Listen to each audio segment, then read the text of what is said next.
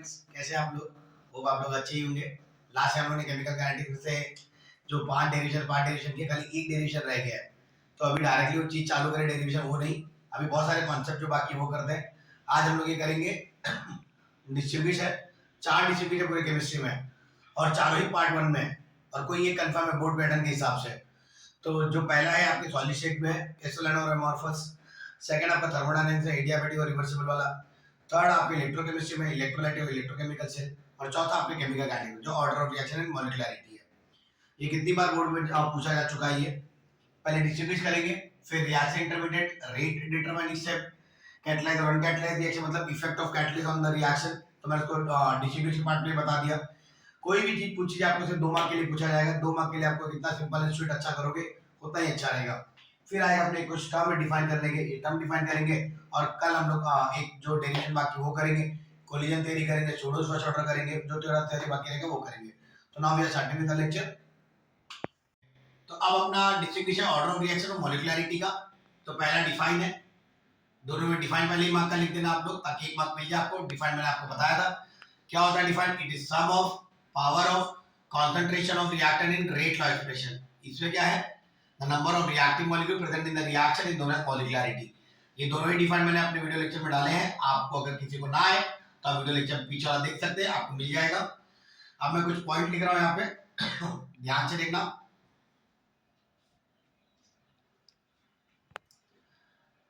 It is purely experimental value,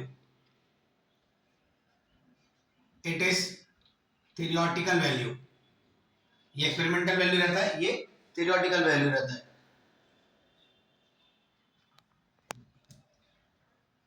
it may change with experimental condition. ये experimental condition के हिसाब से change होता है, और ये चेंज नहीं होगा एक्सपेरिमेंटल कंडीशन के हिसाब से। It may be fraction, integers, मतलब हाफ में, 1/2, 3/4, ये सब में वो हो सकता है,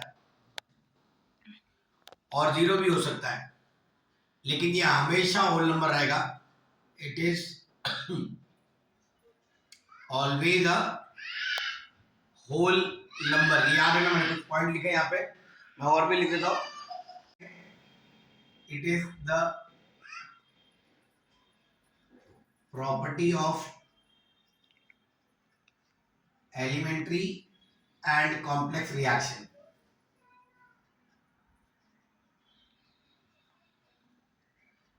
It is only the property of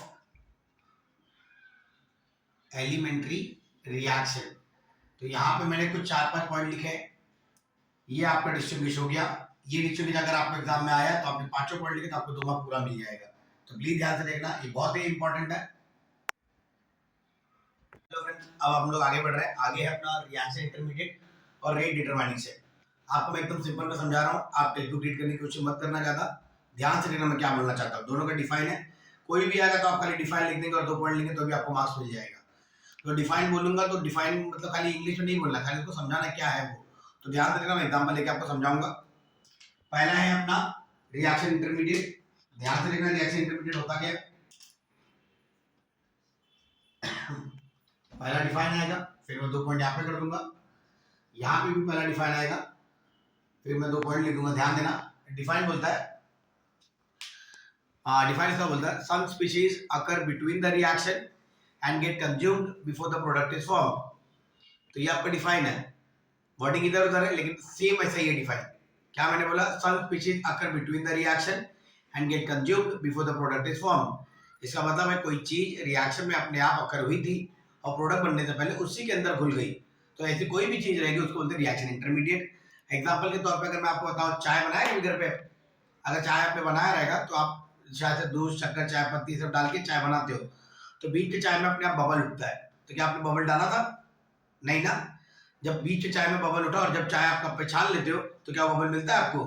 नहीं ना। तो बबल आपका रिएक्शन इंटरमीडिएट की तरह हो गया, मतलब आपको दिखाई देगा रिएक्शन में, लेकिन प्रोडक्ट बनने से पहले उसी के अंदर घुल जाएगा। तो इसी का एग्जांपल ध्यान में रख के आप डिफाइन सुनो। some species occur between the reaction and get consumed before the product is formed. Hope आपको समझा रहेगा। अब मैं यहाँ पे लिख रहा हूँ कि रेट लॉ किसका निकाल सकते हैं। हम लोग रेट लॉ उसी का निकाल सकते हैं जिसको हम लोग रिएक्शन के साथ डालते हैं, जैसे रिएक्टेंट हो गया या कैटलिस्ट हो गया। तो आपने बबल चाय बनाते तो डाला ही नहीं था, वो तो अपने आप अकर हुआ था ना। तो वैसे ही यहाँ पे तो जो चीज हम लोग रिएक्शन में डालते हैं उसी का रेट लॉ निकाल पाएंगे। तो rate law of reaction intermediate can not be determined. क्या मैं ऐसा बोल सकता हूं, reaction intermediate can occur anywhere in the reaction. इसका मतलब है आपका मोबाइल ये नहीं आपको बता के रहेगा कि 5 या 10 सेकंड के बाद वो आने वाला है, कभी भी आ सकता है, आएगा, ये कंफर्म है। ठीक है, तो ये रहा आपका रिएक्शन इंटरमीडिएट, मैंने आपको डिफाइन के साथ समझा दिया।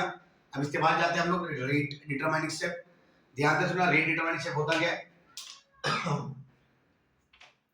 पहले मैं आपको डिफाइन बताता हूँ। डिफाइन बोलता है एक पूरे रिएक्शन वाले in overall reaction one of the step is slow, such slow step is known as rate determining step. इसका मतलब है पूरे रिएक्शन में एक ऐसा स्टेप होगा जो स्लो होगा, उसी स्लो स्टेप को बोलते हैं रेट डिटरमाइनिंग स्टेप। अगर एग्जांपल के तौर पे लूं, अगर 7 बजे का क्लास है मेरा, आप आ गए, मैं आ गया, सब लोग आ गए टाइम पे, खाली एक बच्चा या बच्ची नहीं आ रही है, लेट होगा, स्टाफ ने बताया कि सर वो बच्ची आ रही है लेकिन रास्ते में अटक गई, 5-10 मिनट लेट होगा उसको। तो अब उसकी वजह से मैं भी रुका और आप लोग भी रुके, क्योंकि अगर मैंने पढ़ाना चालू कर दिया और वो आ गए तो मुझे वापस पढ़ाना पड़ेगा। तो वो एक बच्चा या एक बच्चे जिसके लिए पूरा रिएक्शन रुका हुआ है, उस एक बच्चा एक बच्ची को बोलते हैं रेट डिटरमाइनिंग स्टेप। अब आपको समझा। अब डिफाइन इंग्लिश में से देखो क्या मैंने बोला, पूरे रिएक्शन में in overall reaction one of the step is slow, such slow step is known as rate determining step. अब आपको पता है रेट डिटरमाइनिंग स्टेप आकर होगा या नहीं होगा, होगा ना, क्योंकि मैडम ने बोला है कि 5 या 10 मिनट के बाद लेट आएगा, लेकिन आएगा जरूर। तो मतलब रिएक्शन चालू हुआ तो आया ना। मतलब जब क्लास में 10 बजे का, अगर 7 बजे की क्लास है, 10 बजे लेक्चर छूटेगा तो क्या होगा, 7 बजे छूटेगा कि नहीं छूटेगा, छूटेगा ना, क्योंकि क्लास में आया है, खाली लेट हुआ है, उसको आया तो था ना रिएक्शन में। तो ध्यान से सुनना। अब मैं इसका डिफाइन लिख रहा हूँ, डिफाइन तो आपको पता ही था।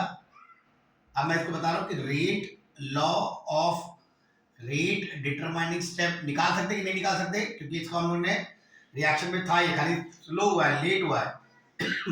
तो rate law of rate determining step can be determined. तो क्या मैं ऐसा लिख सकता हूं, rate determining step is slow step in reaction. तो क्या मैं ऐसा लिख सकता हूं, rate determining step can occur anywhere in reaction. देखा आपको, ये मेरा रेट डिटरमाइनिंग स्टेप था और ये ऊपर मैंने रिएक्शन इंटरमीडिएट बनाया। आपको एकदम सिंपल में कॉन्सेप्ट लगा रहेगा, प्लीज ध्यान से देखना। तो अब मैं आपको कैटलाइज और अनकैटलाइज रिएक्शन को डिस्टिंग्विश के फॉर्म में बता रहा हूं। डिस्टिंग्विश नहीं है, लेकिन आपको दोनों में से कुछ भी पूछा जाए तो आप लिख सकते हो effect of catalyse on reaction. तो मैंने उसको इस पार्ट में किया है, ध्यान से देखना। एक अगर मैं ग्राफ बनाऊं, यहाँ पे रिएक्टेंट है, यहाँ पे प्रोडक्ट है, ये इसका कॉन्सेंट्रेशन है विद रिस्पेक्ट टू टाइम है।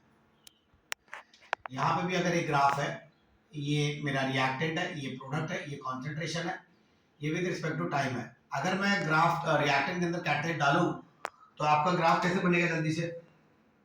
अगर मैंने कैटलाइट डाला रिएक्शन के अंदर तो फट के आधे रास्ते में जाएगा, फट के प्रोडक्ट बन जाएगा। लेकिन यहाँ पे अगर मैंने कैटलाइट नहीं डाला है तो ये धीरे धीरे धीरे धीरे धीरे धीरे धीरे आधा डिकम्पोज होगा, फिर धीरे धीरे धीरे धीरे जाके प्रोडक्ट बन जाएगा। तो ये जो पार्ट होता है इसको बोलते हैं ईए, एनर्जी ऑफ एक्टिवेशन। तो यहाँ पे जो पार्ट है ये का, देख लीजिए, ये इतना बड़ा बड़ा पार्ट है ये, और यहाँ पे छोटा पार्ट है। तो क्या मैं ऐसा लिख सकता हूँ, in catalysed reaction catalyst is used. यहाँ पे क्या आएगा, in uncatalysed reaction catalyst is not used. ध्यान से सुनना। Time taken to reach the product, मतलब जो समय लगा है प्रोडक्ट तक जाने के लिए, वो मेरा क्या है, कम है। वहां पे क्या होगा, ज्यादा होगा। Energy of activation is less, यहां पे क्या आएगा, energy of activation is more. तो कैटलिस्ट करता क्या है, कैटलिस्ट अल्टर द पाथ, मतलब शॉर्टकट अपनाता है और जल्दी से हो जाता है। तो यहाँ पे कैटलिस्ट है ही नहीं, तो कैटलिस्ट डू नॉट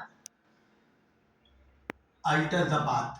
तो ये मैंने आपको एकदम शॉर्ट में बता दिया, कैटलाइज और अनकैटलाइज रिएक्शन मतलब effect of catalyst on chemical reaction. ध्यान से देखना, होप आप लोग को समझ में आया रहेगा।